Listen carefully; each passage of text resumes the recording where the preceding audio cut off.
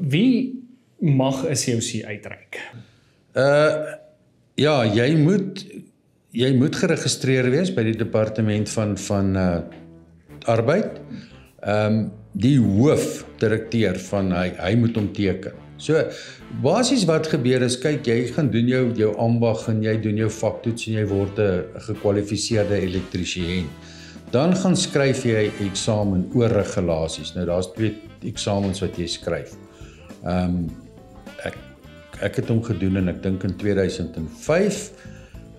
Daai tyd was dit 60% slaagsyfer. Ek weet nie wat of hulle op nou verander het vandag nie.